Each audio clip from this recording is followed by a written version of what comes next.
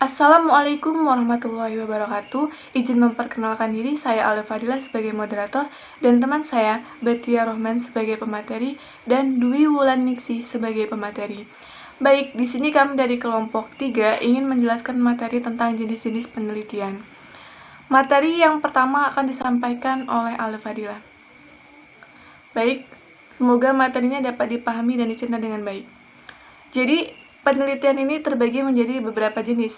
Yang pertama, penelitian berdasarkan fungsinya. Penelitian berdasarkan fungsinya dibedakan menjadi dua, penelitian dasar dan penelitian terapan. Dalam penelitian dasar ini bertujuan untuk menemukan pengetahuan baru yang belum pernah diketahui sebelumnya. Yang kedua, penelitian terapan. Penelitian terapan ini bertujuan untuk menerapkan, menguji, mengevaluasi, serta memecahkan masalah yang terjadi pada suatu teori ilmiah. Kemudian yang kedua ada penelitian menurut tingkat kealamiahan tempat penelitian. Menurut penelitian ini dibedakan menjadi tiga. Yang pertama ada penelitian eksperimen, yang kedua penelitian survei, yang ketiga penelitian naturalistik. Dalam penelitian eksperimen ini dilakukan untuk mengetahui hubungan sebab akibat antar variabel. Yang kedua, penelitian survei. Pada penelitian ini menggunakan angket sebagai sumber data utama. Yang ketiga ada penelitian naturalistik. Penelitian naturalistik ini digunakan untuk meneliti suatu tempat yang alami. Kemudian lanjut, yang ketiga ada penelitian berdasarkan sifat dan jenis data. Penelitian ini dibedakan menjadi tiga, ada penelitian opini, yang kedua ada penelitian empiris, yang ketiga ada penelitian arsip. Langsung saja ke poin yang pertama, penelitian opini. Di dalam penelitian ini, dia lebih menekankan pendapat seseorang atau responden yang memiliki tujuan berupa menyelidiki pandangan seseorang atau penelitian seseorang terhadap masalah tertentu yang berupa tanggapan tentang kondisi lingkungan dan perubahan yang terjadi. Poin kedua, ada penelitian empiris. Penelitian empiris ini adalah penelitian yang menggunakan fakta yang diperoleh dari berdasarkan observasi atau pengalaman yang bertujuan untuk menekankan penyelidikan aspek perilaku terhadap opini. Yang ketiga, ada penelitian arsip. Penelitian ini merupakan penelitian yang dilakukan untuk data tertulis atau dokumen yang mana tujuannya untuk mengarsipkan data yang sumbernya itu didapat dari data internal. Baik, sekian materinya. Akan dilanjutkan oleh Bahtiar. Kepada Bahtiar, dipersilakan. Ya, terima kasih kepada Alda Fadila. Di sini saya akan melanjutkan materi yang poin D, yaitu jenis penelitian berdasarkan tujuan. Jenis penelitian berdasarkan tujuan terbagi menjadi 6 jenis penelitian. Yang pertama yaitu penelitian deskriptif, yang kedua penelitian prediktif, yang ketiga penelitian eksplanatif, yang keempat penelitian ex post facto, yang kelima penelitian partisipatori, dan yang terakhir penelitian pengembangan. Ya, yang pertama penelitian deskriptif. Pada penelitian deskriptif ini, peneliti mengupayakan masalah yang aktual, yaitu masalah yang terjadi pada saat ini. Ya, yang kedua adalah penelitian prediktif. Pada penelitian prediktif ini bersifat korelasi. Selain bisa dicari korelasi hubungan antara dua variabel atau lebih, bisa juga dicari regresinya.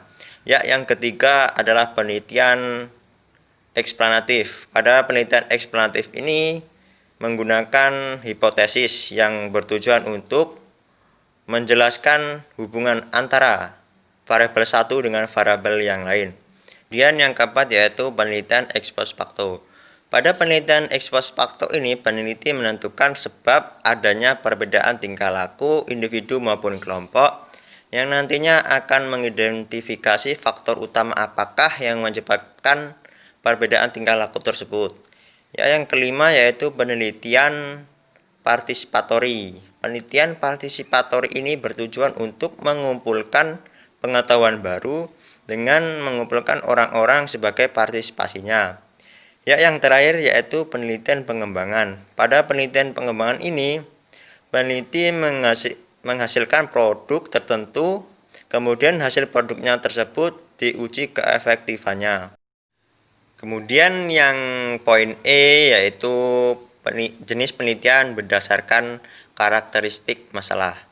Jenis penelitian karakteristik masalah terbagi menjadi 4 jenis penelitian, yaitu yang pertama penelitian historis, yang kedua penelitian studi kasus lapangan, yang ketiga penelitian korelasional, yang keempat penelitian kasus komparatif dan eksperimental.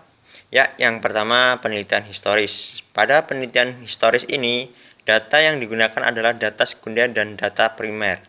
Adapun kegiatan yang dapat dilakukan untuk melakukan penelitian historis yaitu menyelidiki, memahami, dan menjelaskan keadaan yang telah lalu. Yang kedua, penelitian studi kasus lapangan. Pada penelitian studi kasus lapangan ini, peneliti menyelidiki secara langsung atau secara mendalam pada subjek yang diteliti yang nantinya digunakan untuk menggambarkan secara lengkap pada subjek yang diteliti oleh peneliti.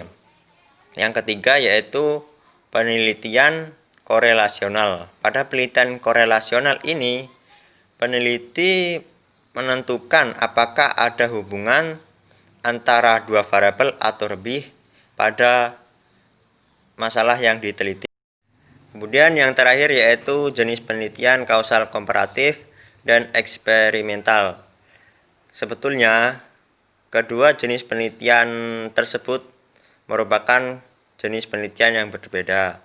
Namun kedua penelitian tersebut mempunyai beberapa kesamaan, yaitu kedua penelitian tersebut berusaha untuk melihat hubungan sebab akibat dan kemudian untuk menyelidiki akibat apakah yang akan ditimbulkan dari variabel bebas kepada variabel terikat. Mungkin itu saja yang dapat saya sampaikan. Untuk materi selanjutnya akan disampaikan oleh Dwi Wulandari. Assalamualaikum warahmatullahi wabarakatuh. Perkenalkan, nama saya Dwi Wulandari. Di sini saya akan melanjutkan materi selanjutnya, yaitu penelitian berdasarkan pengukuran dan analisis data. Yang pertama ada penelitian kualitatif.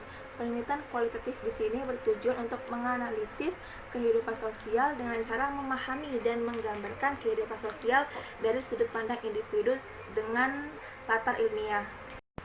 Yang kedua yaitu penelitian kualitatif. Penelitian kualitatif di sini bertujuan untuk menganalisis dan menggambarkan gejala sosial secara kualitatif.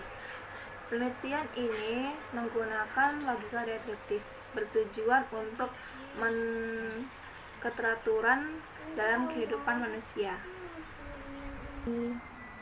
Yang ketiga ada metode penelitian kombinasi. Metode ini merupakan gabungan dari penelitian kualitatif dan penelitian kuantitatif yang digunakan penelitian sehingga memperoleh data yang komprehensif. Selanjutnya adalah penelitian berdasarkan tujuan utamanya. Yang pertama adalah penelitian eksploratif. Penelitian ini bertujuan untuk mengetahui sesuatu secara luas mengenai sebab-sebab yang mempengaruhi terjadinya sesuatu. Yang kedua adalah penelitian developmental. Penelitian ini bertujuan untuk mengadakan percobaan dan penyempurnaan yang mana pada hasil akhirnya penyempurnaannya bisa menghasilkan sesuatu yang lebih sempurna. Lalu yang ketiga adalah penelitian verifikatif. Penelitian ini bertujuan untuk mengecek kebenaran hasil penelitian yang lain, yang mana penelitian ini bisa membantu penelitian mendapatkan hasil yang optimal. Lalu selanjutnya adalah penelitian berdasarkan sifat-sifat masalah. Yang pertama adalah penelitian eksperimental sungguhan.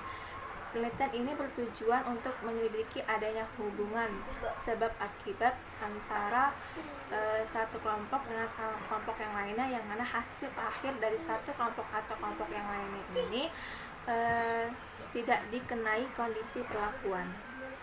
Lalu yang kedua adalah penelitian eksperimental semu. Penelitian ini bertujuan untuk memperoleh informasi yang dapat diperoleh dengan eksperimen yang sebenarnya dalam keadaan yang tidak memungkinkan untuk memanipulasi variabel yang relevan. Sekian materi yang dapat kelompok kami sampaikan. Kurang dan lebihnya kami mohon maaf. Kepada Allah kami mohon ampun. Kami akhiri. Wassalamualaikum warahmatullahi wabarakatuh.